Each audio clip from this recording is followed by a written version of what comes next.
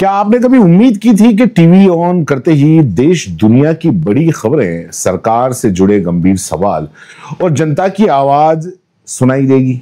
शायद हां, लेकिन जैसे ही रिमोट उठता है, चैनल बदलते हैं, एक ही चेहरा बार बार सामने आ जाता है।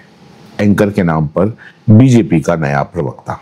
जी हां, और इस लिस्ट में सबसे टॉप पर हैं रूबिका लियाकत, जिन्हें देखकर कभी कभी ये लगता है कि शायद बीजेपी के मीडिया विभाग ने इन्हें स्थायी नियुक्ति दे दी है।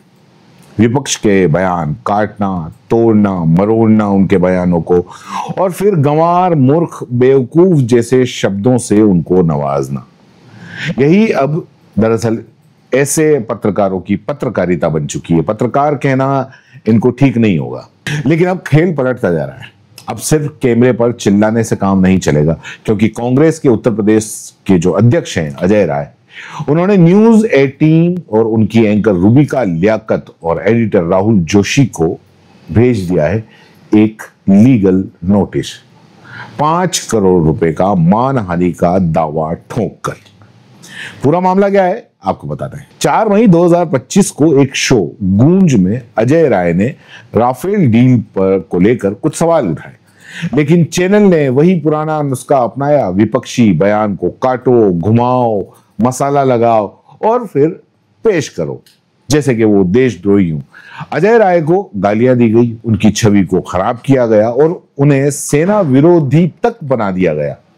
अब सवाल यह है कि क्या वाकई में पत्रकारिता इतनी नीचे गिर गई है कि एक प्रदेश अध्यक्ष जो 5 बार विधायक रह चुका हो, उसे मूर्ख कहा जाए, और वो भी एक राष्ट्रीय चैनल पर? क्या टीआरपी के चक्कर में अब शब्दों की मर्यादा भी गिरवे रख दी गई है? रिटायर्ड विंग कमांडर अनुमा आचार्य, उनके वो भी इस बदतमीजी से तंग आ गई। उन्होंने ट्वीट करके कहा, बहुत अच्छा हुआ, कार्रवाई होनी चाहिए ऐसे प्रवक्ता पत्रकारों पर जो लोकतंत्र को चाटुकारिता से कुचल रहे हैं। और बात सिर्फ इतनी नहीं है, जब विजय शाह जैसे नेता सेना के सम्मान को ठेस पहुंचाते हैं, कर्नल सोफिया कुरैशी जैसी अफसर को आतंकवादी की बहन बताते हैं, तब रूबिका लियाकत की जुबान लकवा मार जाती है। क्या तब इनके सवाल खत्म हो जाते हैं? क्या तब इनका कैमरा ऑफ हो जाता है? पहलगाम हमले पर सरकार से सवाल पूछने की इनमें हिम्मत नहीं है। महाकुंभ की भगदड़ पर एक स्टेटमेंट नहीं, सेना पर अपमानजनक टिप्पणी करने वाले नेता पर ये चुप्पी साधे बैठी है, लेकिन विपक्ष के एक एक शब्द पर ये हमला बोल देती हैं, जैसे कि इन्हें संसद से विपक्ष को निकाल ही देना है। भाई साहब, अब ये पत्रकारिता रही नहीं, ये तो प्रेस कॉन्फ्रेंस है सत्ता के पक्ष में।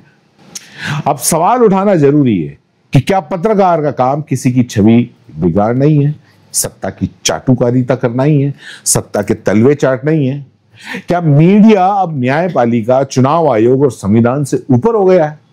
क्या अब मीडिया टीआरपी के लिए किसी भी हद तक गिरने को तैयार है? अजय राय का मानना है कि अगर चैनल ने माफी नहीं मांगी और अपमानजनक शब्दों का खंडन नहीं किया तो वो कोर्ट का दरवाजा खटखटाएंगे।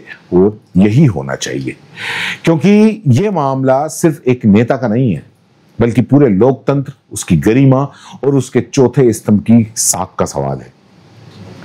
अब वक्त है कि जनता भी सवाल पूछे कि क्या ये पत्रकार है या किसी पार्टी का प्रचारक, क्योंकि अगर यही चलता रहा तो आने वाले समय में पत्रकारिता शब्द का मतलब सिर्फ चिल्लाना, चीखना, चमचागिरी करना ही रह जाएगा। और अगर आप सच में पत्रकार हैं जो देख रहे हैं, और जनता है जो वाकई पत्रकारों को सुनना चाहती है, तो सत्ता से सवाल पूछिए। पत्रकार अगर सही मानों में हैं तो आप सत्ता से सवाल पूछिए, विपक्ष से नहीं, वरना ये जनता माफ नहीं करेगी। जनता को आज नहीं तो कल समझ में आएगा, और फिर ना आपको और ना आपकी गूंज को कोई भाव देगा।